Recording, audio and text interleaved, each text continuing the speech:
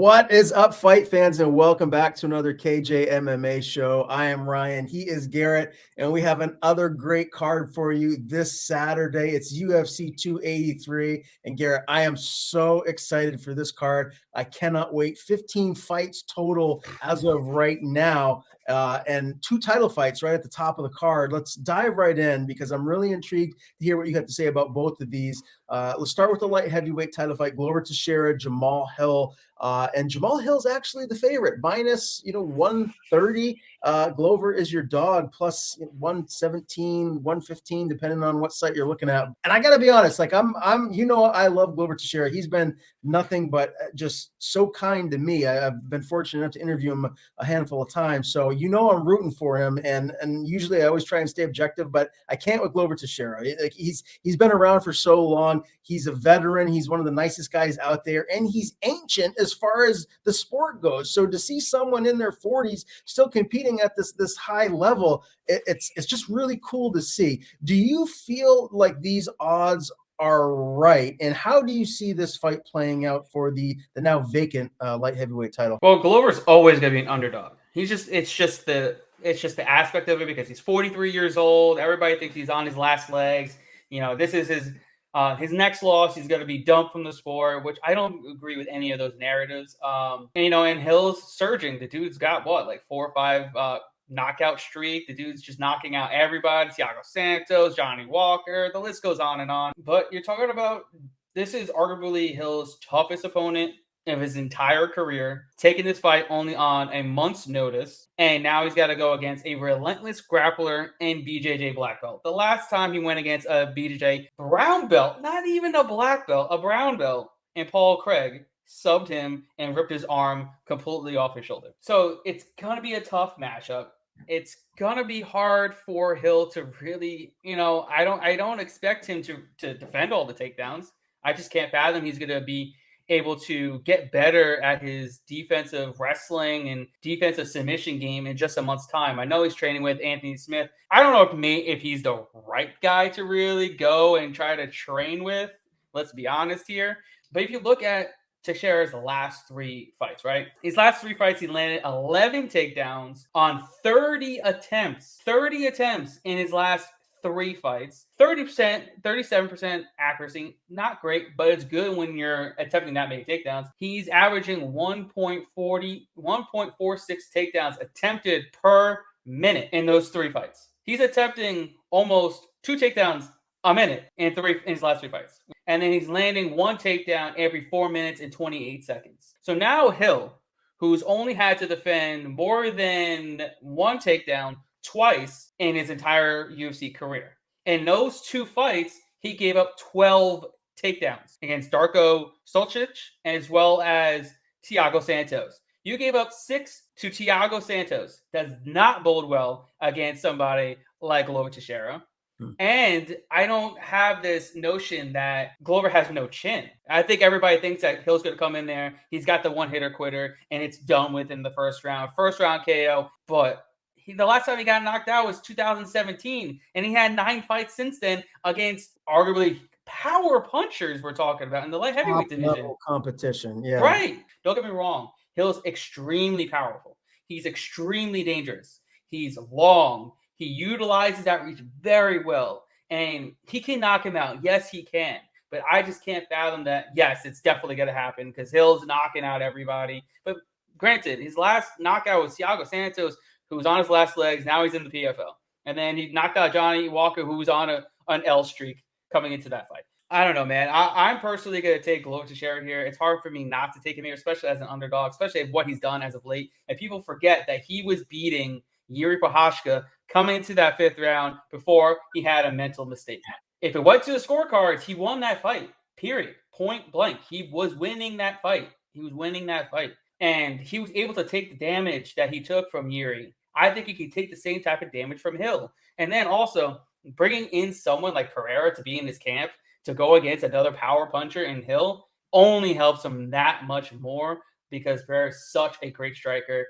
I know he's going to help him out with his defensive, striking abilities to make sure he stays out of harm's way and just takes Hill down and just buries him with relentless grappling and pressure and top control that Hill has never, ever seen. Like, yes, he's been taken down against Santos and Stosic, but those guys do not have the jiu-jitsu that Glover has. They don't have the top pressure. They don't have the ground and pound either. They were just taking him down because they couldn't stand at range. So I'm expecting Glover to go in there.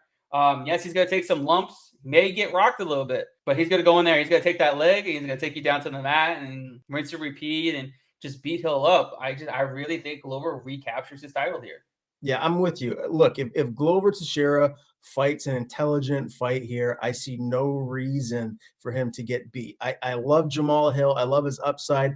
I think, down the line, this is a guy that could be a future champion. He's got a ton of potential. He's just very, very dynamic. But right now, Glover Teixeira is the best version of Glover Teixeira that we've ever seen. Forget about the age. Like, he's experienced. Just look what he's going out there and doing. And his last fight there for the title, I mean, he had it in the bag until he made that mental mistake, right? So I'm with you. I like Glover. I'm actually surprised that he's an underdog here. I understand why, but if you're going to tell me I can get Glover Teixeira at dog money, sign me up. I'm with you. Also, I would wait until after round 1, maybe even round 2 to bet on Glover, where I think you'd even get him probably around plus 200, because Hill's probably going to come out firing, right? And I feel like you don't want to be on the wrong end of a first round knockout by Hill, which is plausible and could definitely happen. But if this gets out of round 1, I think Glover's ability to win rises that much more. So I want to see, can he take the power from Hill?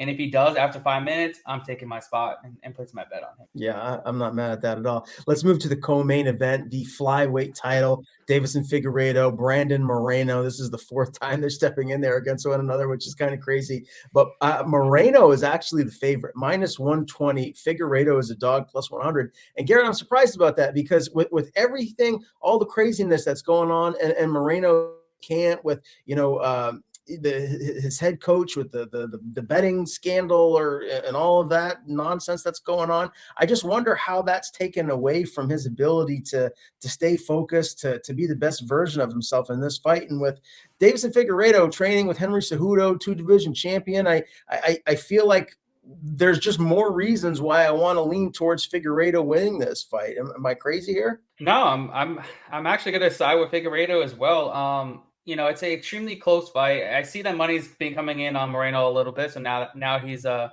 slight favorite, because it was basically a pick 'em just yesterday. But everything, they're pretty much looking at what Moreno's done since that fight. He came back, he beat Kai Kara France for the interim title, whereas Figueiredo was kind of just on the shelf, waiting in the midst of everything, waiting to see what's going to happen, who he's going to fight next. And, here comes the 4th installment.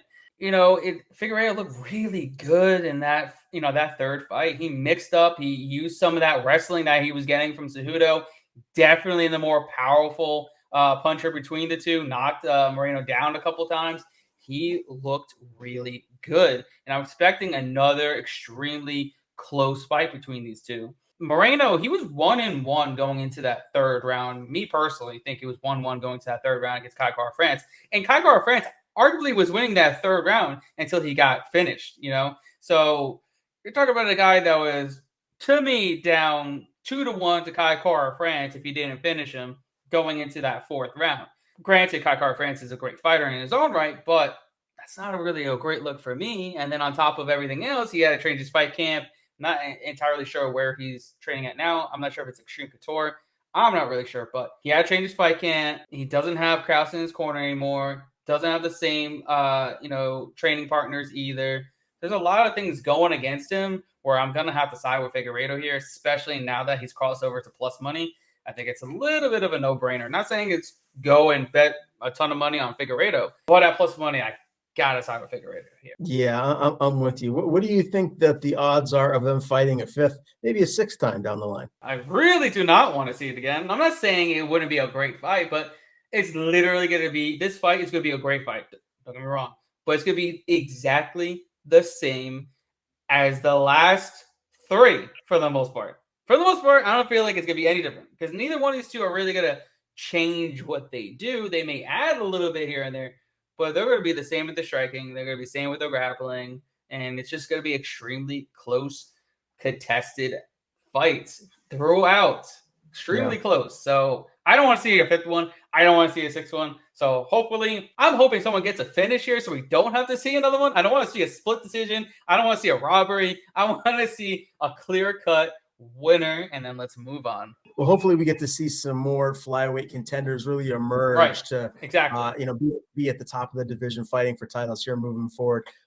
Moving Gilbert Burns, Neil Magny is up next, and Burns is a massive favorite, minus 450. Neil Magny dog at plus 350, and honestly, it's a little surprising to me. I figured this would be a little bit closer. I mean, this is a little disrespectful to Neil Magny as far as I'm concerned. What do you think about these odds, and do you feel like there's some dog money on Magny? Well, this line is definitely predicated on him getting absolutely steamrolled by Shavkat Rakhmonov, who would absolutely do the same thing to Gilbert Burns. Let's not forget the dude is an absolute wrecking machine. But yeah, I absolutely do think Magny's getting disrespected here on the betting lines. If I were to bet this fight, which I'm not, because I personally do think Burns is going to win this fight. I just think he's a little bit better everywhere. But if I were to bet, you have to take the dog shot on Magny. I mean, you can't bet on minus 450 on Gilbert Burns and sweat. You're just not going to sweat that. I'd rather sweat plus 350 than to sweat minus 450. That's just ridiculous because your return on investment is just that much greater. So it's okay to take a little bit of an L because you're not going to put up a ton on Magny, than to put a ton on Burns and take that huge L if the big underdog comes in. So ultimately, I think Burns gets the job done. But if I'm a betting man, which I am, I would side betting on Magny just on pure value. Yeah, 100% there. Another fight where the odds are pretty far away from one another. It's Jessica Andrade and Lauren Murphy. Lauren Murphy, another big underdog here, plus 360. Jessica Andrade minus 460 is your favorite. Do you like that line? This is also the same sentiment. Like, Andrade should win this fight, but are you going to bet her at minus 460 on women's MMA? We've seen bogus split decisions before. This is going to be a fairly close fight if she doesn't finish Murphy. Murphy's tough. She's durable. She's been in there with elite. She beat Miesha Tate in her last fight. So why would you bet Andrade at this line? I wouldn't throw her in a parlay. I would just stay away from this fight altogether. Ultimately, I do think Andrade gets the job done, but this is the same type of thing. If I were to bet on this fight, you have to take the dog shot on Murphy just based on the value itself. There's no reason you should be betting on Andrade minus 460. Maybe find a prop that you like that she could cash in. But other than that, that line is just no good. You should not be betting that line. So far, Garrett, you and me, we're like this here on this card. We'll keep it moving, my man. Paul Craig, Johnny Walker. Johnny Walker is your favorite, minus 190. Paul Craig, plus 165. What do you think of this matchup? I took a bet on Johnny Walker at minus 175 earlier in the week. It's getting up there in price, but rightfully so. I think Walker has been getting better since training over at SBG Ireland. We've seen his game kind of round out a little bit. Where Paul Craig is literally predicated on getting the fight to the mat, and that's it. If he can't get you there, he's absolutely losing every single time. He's not a great striker. He's saying that he's a good striker, and he's getting better, and he wants to showcase his striking. He's got power on the feet. Because I listened to his interview, and I just don't agree with that. I don't agree with him thinking he's going to go in there and outstrike Johnny Walker. It's not going to happen. Nor do I think Craig has good enough takedowns to get Walker to the ground either. So ultimately, I think Walker goes in there and absolutely starches him. And Craig actually, after his last fight, changed camps completely after his last fight. And now he's talking about he's training with welterweights and lightweights. And the only guy that's his weight is an amateur fighter, not even a guy that's in the UFC. I don't even think he's surrounding himself with UFC fighters at his new camp. So, yeah, I'm taking Johnny Walker here. I think he gets the job done. All right. I'm excited about this next fight. I mean, maybe because I've been watching this sport for as long as I can remember, but we got Shogun fighting on this card. I mean, I don't know how many more times we're going to get to see Shogun fight, but hey, the young version of Ryan always loves watching Shogun fight. He is your dog here, plus 175 against Igor Poteria, who's minus 205 as the favorite. Does the veteran fighter pull the small upset, or do you think Igor gets the win here? Yeah, this is a tough one because I don't think Igor is good at all. not even like the slightest. So me playing him at Tell me how you really feel, Garrett. Tell me how you really feel. I mean, he's not good. I mean, he didn't look good last fight, and I don't think he looked great. I think he was on the contender. He didn't look great there either. So I'm not entirely sure why he's in the UFC, but here we are. They're trying to give Shogun a fight that he could win, though. They're trying to give him a fight where he could just ride off into the sunset, get his last dub, and be off, and which he could possibly do. He really can. I mean, he's nowhere near what he used to be, right? But it's definitely a fight that he could possibly win. Am I gonna bet it? Absolutely fucking not. But if I were to place a bet on this, I would have to fade Ihor because I just think he's absolutely trash, and I would not play him at a minus 200 line, even if it's against a dinosaur that is Shogun. But yeah, ultimately, I got Shogun getting the job done here, and maybe riding up to the sunset with a great dub, last win. Takes his glove off. 41 years old, and we're calling someone a dinosaur. Well, it's like even though he's 41, it acts like he's like 60 because we've been watching him since we were little. We were watching since we were little, bro. Sports has a way of doing this to you. You get athletes that get into their 40s. I mean, look at Tom Brady. My love for Tom Brady. At some point the bottom's going to fall out, right? And so we're always expecting it to happen. Father Time's undefeated. So we'll see if Shogun has one more great performance in him. Either way, I'm excited to see him back in there. Let's keep it moving. Gregory Rodriguez, Bruno Ferreira, and Gregory Rodriguez is a pretty big favorite here. Minus 350. Bruno, the dog, plus 285. Do you see any dog money on Bruno, or are you thinking Rodriguez is a safe play? Rodriguez should probably get the first round knockout. Nothing against Bruno here, but this is a extremely hard fight to take on short notice against someone that's way bigger than him. Granted, they're both middleweights, but he's way bigger than him, way more powerful than him, and just technically he's better in every aspect of the game. Better grappler, much better striker. I just can't see a path to victory for Bruno other than a flash KO that will probably never, ever happen ever again if they were to fight again. So I ultimately got Rodriguez here to win by KO, early KO too. Mm-hmm. I'm with you on that one as well. Thiago Moises, Mel Quizel, Costa. Costa's your dog, plus 275. Thiago Moises, minus 335 as your favorite. Do you like the favorite in Moises, or do you think Costa can pull up the upset here? It's hard for me to go against Moises here. Costa, he's got some promise. He's got some decent wins. He's very well rounded, good submission game. But Moises is the BJJ world champ. I mean, the dude is legit. He's gotten a lot better as his fight's gone on. His striking definitely has kind of gotten better and mixed in well with his grappling and his jiu-jitsu game. He's becoming pretty lethal. And taking this fight on short notice against someone like Moises is extremely hard to do. So I'm thinking Moises to get the job done. All right. Some of these names here, they're keeping me on my toes. Munir Lazez is your dog, plus 150, essentially. Gabriel Bonfim, minus 170 as your favorite. Who do you like here, Garrett? I love Gabriel Bonfim. I love the Bonfim brothers. These dudes are electrifying. They're both Brazilian national boxing champions, but with Gabriel Bonfim, he's got elite jiu-jitsu skills too, which is kind of crazy. I even think I rate his grappling just a little bit better than his striking, and his striking is exceptional. And we'll see that against Munir Lazez, who's a great kickboxer in his own right. He's super tall, super lanky, utilizes kicks very well, but I'm expecting the Bonfim to get into a boxing range and then also mix in some of the takedowns and the ground and pound and all that. I'm very, very high on Gabriel Bonfim. He's 12-0 or 13-0 prospect. They know what they're doing with these two Bonfim brothers. Mind you, the Bonfim brothers are 3-0 when they fight on the same card in their professional careers. So let's keep it 4-0.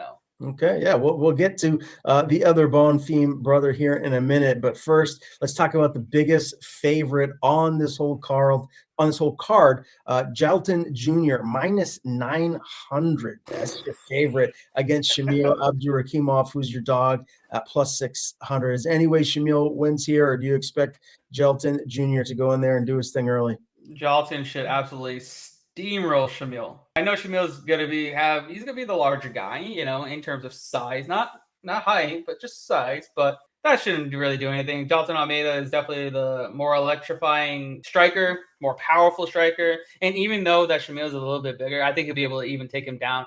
Almeida has Shamil beat in every facet of the game, which is why he's such a massive favorite. But they're doing what they're doing and just giving him some feeders and just kind of just ranking up some wins and until he starts fighting, the elite of the elite in the heavyweight division. So yeah, he's definitely going to steamroll here. Yeah, 100%. I don't expect this to get out of maybe even the first minute. I think Gelton's going to go in there and do his thing and put Shamil out cold. Cody Stamen and Luan Lacerda. And Stamen is your favorite, minus 375.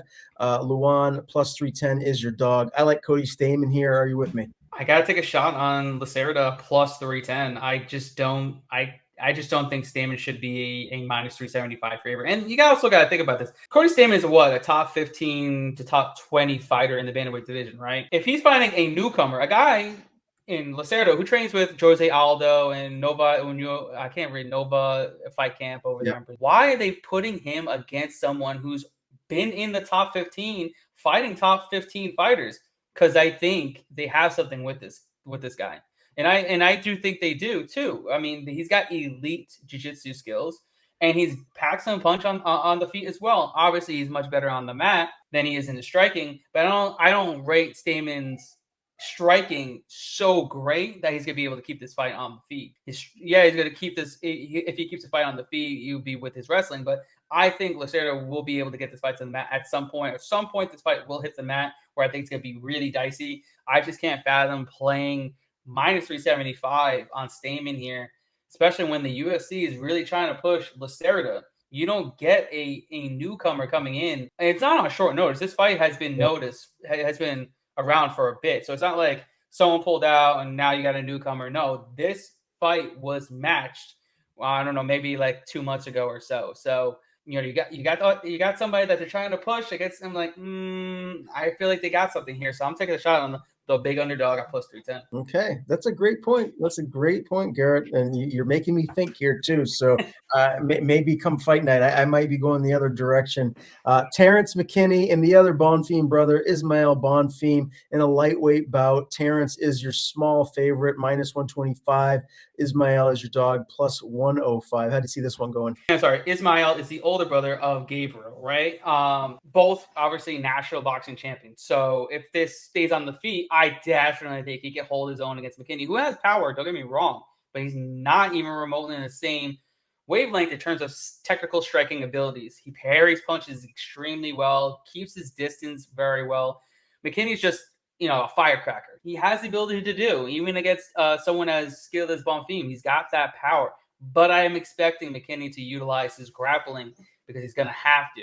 And I don't expect him to be able to do that for 15 minutes. And I feel like if he does that early, he's going to gas himself out and he's going to get finished in rounds 2 or 3. Either way, give me Ismail Bonfim here. I'm trying to get their names correct, but give me Ismail Bonfim here, especially at plus money. If you're betting on McKinney, you might as well bet him round 1 because I don't expect him to really do so well after that round.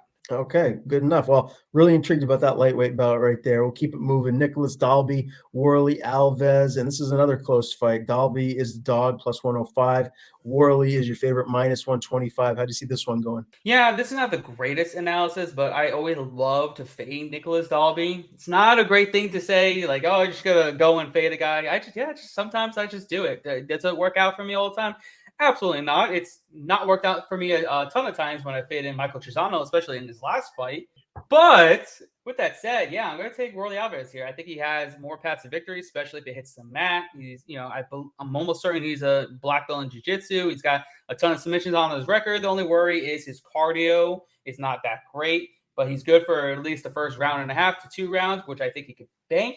And plus, Dalby doesn't really push a pace that's going to break Alves here. So give me Alves to get it done. All right. A big favorite next is Josian Nunez, minus 550 over Zara dos Santos, plus 420 dog. Does Zara have a chance here in this one, or do you expect Nunez to go in there and get this win?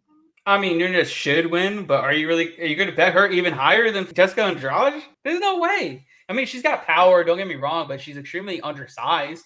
Farron has a ton of height and reach on her, utilizes it well to a certain extent. But ultimately I cannot bet in this fight, right? Because I just It's not going to happen. I'd rather Yeah. do literally anything else but bet on this fight. But if I were to, you have to take the value in Farron here, because if Nunez doesn't come out and absolutely just dominate her from bell to bell and knock her out, it's going to be a fairly close decision either way. So you take the value on Farron here. So yeah, that's where I'm siding. Not going to bet it, but that's the way I would side. Mm-hmm. One more fight to go, and this will be the fight that kicks everything off at UFC 283. It's Daniel Marcos, Simon Oliveira, and this is another very close fight. Oliveira is your favorite, -150. Marcos is the dog, +130.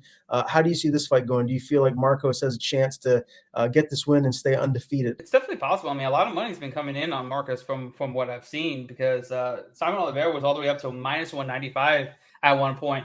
Early in the week, I was siding with Simon Oliveira, but the line indicating money's coming in on Marcos, and the way I'm kind of looking at it now, it could be to the point where Simon's gonna have to take this fight to the mat.